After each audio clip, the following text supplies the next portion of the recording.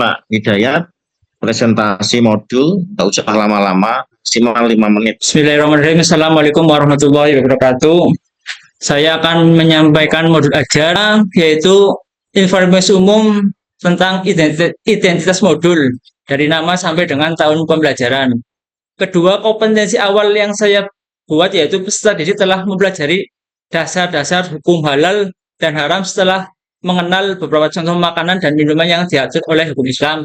Dua, peserta didik juga sudah mengetahui pentingnya menjalankan ajaran agama dalam kehidupan. Terus profil belajar Pancasilanya saya menggunakan beriman, bertakwa.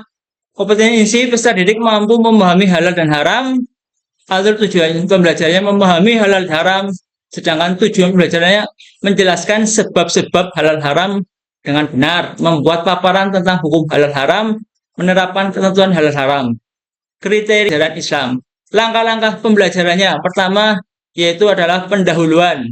Tahap inti. Pertama, tahap dengan sintak PJPL. Pertama, pertanyaan mendasar. Siswa diberi video animasi tentang sebab-sebab hukum halal. Ini rasa ingin tahu. Kemudian siswa mengamati PowerPoint tentang penerapan halal dan haram. Tahapan yang kedua yaitu mendesain perencanaan produk. Siswa dibagi menjadi beberapa kelompok, kemudian dikasih LKPD, terus siswa untuk memilih beberapa topik yang dapat didiskusikan.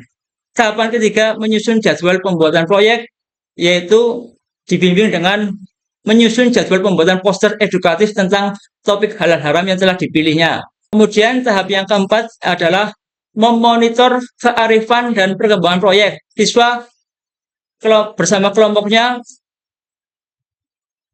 membuat poster itu sendiri. Terus guru memonitor aktivitas siswa selama proyek.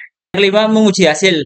Setelah selesai proyek itu dipresentasikan dan kelompok yang lainnya memberi masukan dan memberi feedback.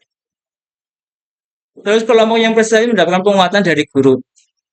Tahap kelima yaitu menguji hasil. Setelah kelompok selesai proyek, setiap kelompok melakukan presentasi secara bergantian. Kelompok yang tidak berpresentasi diperkenakan untuk memberi masukan kepada kelompok yang lain.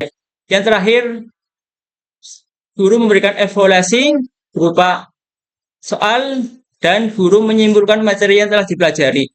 Ini medianya berupa PowerPoint dan ini soal diskusi kelompok membuat poster, dan yang terakhir tes tertulis asesmen terakhir. Ke saya terkait dengan modul ajarnya, isi modul. Nah, ada beberapa hal yang perlu saya konfirmasi terkait dengan yang pertama, ya kan, ini pengalaman Pak Hidayat selama mengajar, selama mengikuti PG mulai awal hingga saat ini. Nah, ketika Pak Hidayat mengajar, ya kan, tentunya bagaimana anak-anak ini bisa tertarik dengan Bapak, dengan situasi lingkungan yang mendukung, sehingga anak-anak itu termotivasi untuk ikut belajar. Nah, yang menjadi pertanyaan adalah bagaimana ya cara Bapak memotivasi anak, ya kan, supaya di awal itu sehingga tidak males-malesan, tidak ogah-ogahan ikut pembelajaran Bapak. Ya, monggo pengalaman. Ya, izin menjawab.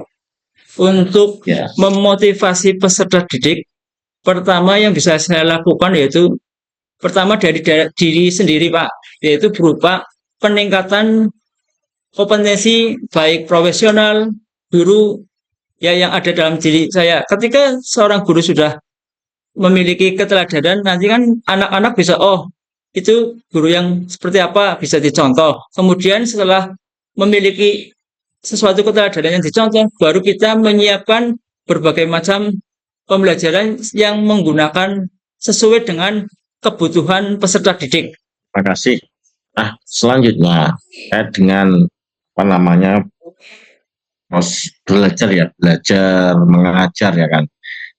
Pak Hidayat itu kan ada istilah teori-teori belajar. Nah, Oke, Pak. apa yang Bapak ketahui tentang teori belajar? Teori belajar yang saya ketahui ada 4. Yang pertama itu teori behavioristik, yaitu teori yang menjelaskan tentang stimulus. Jika peserta didik diberi rangsangan, maka ya rangsangannya akan kembali kepada kita. Terus kedua, teori kognitivisme, yaitu belajar dengan mengedepankan perubahan pemahaman, mementingkan proses daripada hasil. Pak Hidayat tadi sudah menjelaskan tentang teori belajar, konstruktivism. Nah, itu lebih lebih sederhana seperti apa? Contohnya seperti apa? Jadi anak-anak diberi sebuah permasalahan, kemudian anak-anak itu bisa menyelesaikan permasalahan itu dengan mencari berbagai macam sumber yang sesuai dengan kondisi realnya, Pak. Permasalahan itu diselesaikan bersama-sama, mungkin terus menghasilkan sebuah produk.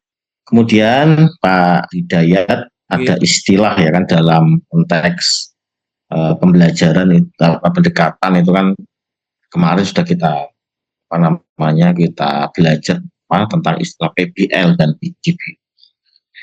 PBL itu seperti apa, Pak? Yang membedakan PBL sama PGBL itu apa? Kalau menurut saya, yang membedakan sebuah PBL atau PJBL itu hasilnya, Pak. Kalau untuk PBL cuma menyelesaikan sebuah masalah, tapi tidak menghasilkan sebuah produk.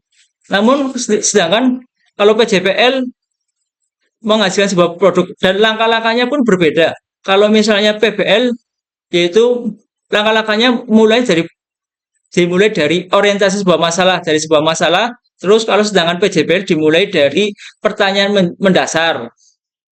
Sekarang kita ngaji ya kan. Ini nomor 10. Nomor 10. Ya. Dibaca. Ya, Pak. A'udzu billahi minasyaitonir rajim. Bismillahirrahmanirrahim. Wa qala اركبوا فيها بسم الله مجريها ومرساها إن ربي لغفور رحيم. Ya. قالوا يا أبانا ما لك لا تأمنا على يوسف وإنا له لناصحون. قالوا يا أبانا ما لك لا تأمنا على يوسف وإنا له لناصحون. يا أيها الذين آمنوا لا يسخر قوم من قوم عسى أن يكونوا خيرا منهم ولا نساء.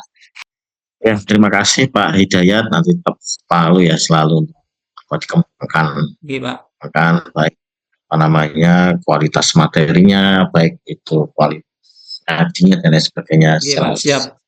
Sudah baik, tapi tetap ditingkatkan lagi kualitasnya. Nah, terima kasih itu untuk ujian hari ini Pak Hidayat, silakan bisa meninggalkan ruangan, jangan sampai